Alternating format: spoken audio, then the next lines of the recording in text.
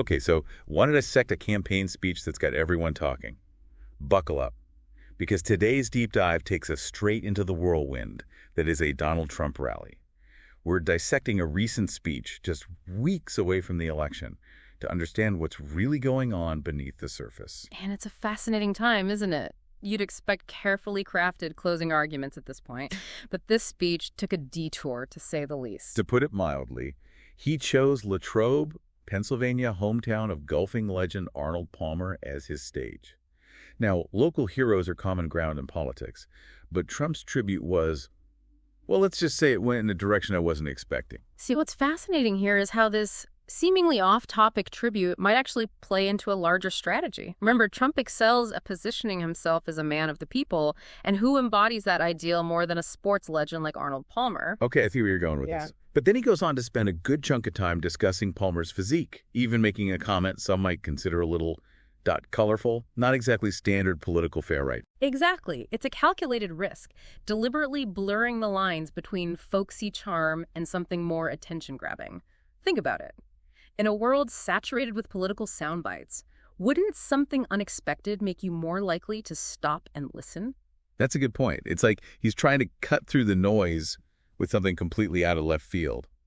But then the content of the speech takes another sharp turn, doesn't it? It does. Because remember, his team hinted this would be a preview of his closing arguments, a chance to lay out a clear vision for a second term. Instead, what did we get? Well, instead of concrete policy plans, we got a greatest hits of familiar themes attacks, claims about his past successes, even revisiting those claims about 2 assassination attempts. And that's where the real intrigue lies. Because if this isn't about winning over undecided voters with detailed plans, what is it really about? Is this a strategic play to energize his base or something else entirely? It's like he's speaking directly to the people already standing in that crowd, cheering for him. You know, the ones who already have his campaign flag flying from their pickup truck. You hit the nail on the head there. So let's dive into those familiar themes, because even for Trump, this speech had some moments that made me hit rewind. Right. Take his attacks on Vice President Kamala Harris. He did not hold back, even using some surprisingly harsh language. He actually said, and I quote, "You're a slow vice president, the worst. You're the worst vice president. Kamala, you're fired. Get the hell out of here." I mean, wow. Yeah, strong language isn't new in politics, but the intensity and personal nature of this attack, especially when you'd expect him to be laying out this positive vision for the future, that's noteworthy. It's almost like he's more focused on tearing down his opponents than building up his own platform. What do you make of that strategy? Well, it's a question that has political analysts scratching their heads, isn't it? I mean, is it a calculated move to energize a specific base, perhaps a segment of the electorate that responds to this kind of aggressive rhetoric? Or is it more impulsive, driven by emotion rather than strategy? And it wasn't just Kamala Harris in the firing line. He also went after her stance on fracking, which, as you know, is a huge issue for voters in Pennsylvania. Absolutely. By bringing up Harris's past support for a fracking ban, he's speaking directly to the concerns of voters in this region. You know, these are voters whose livelihoods depend on that fracking industry. It's Right. classic Trump tapping into those local anxieties, even if it means revisiting a position his opponent may have moved away from. He also made sure to mention the Israel-Hamas conflict, even claiming he'd received a call from Benjamin Netanyahu. What do you make of that? That detail, my friend, is all about image.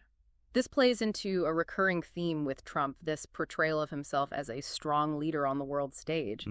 By emphasizing the supposed call and contrasting his relationship with Netanyahu to President Biden's, he's aiming to position himself as the more decisive leader in times of international crisis.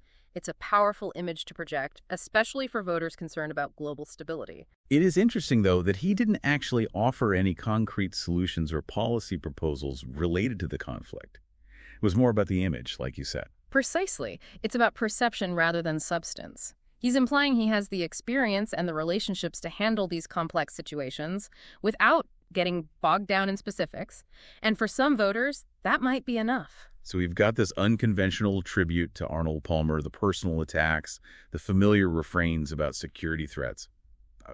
Honestly, it's a lot to unpack. It certainly is, and it begs the question, what's the overarching message here? If you're a voter, especially one who's still undecided, what are you supposed to take away from this speech? It's like he's speaking a different language to those who aren't already part of his base, you know.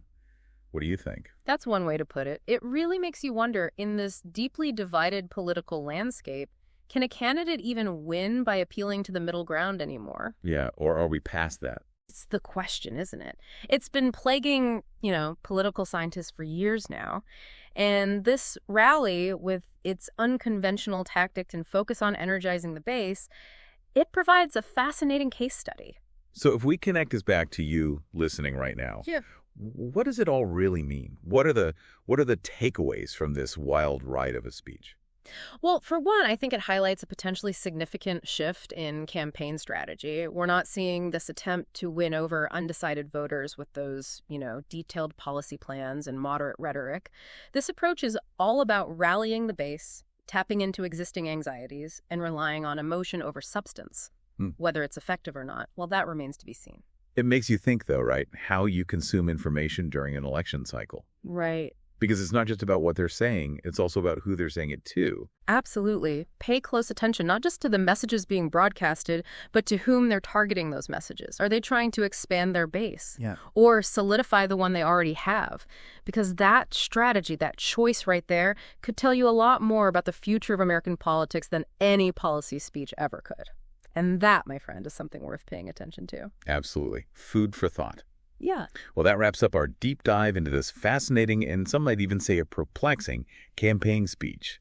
As always, we encourage you to stay engaged, keep asking questions, and let's all navigate this wild world of politics together.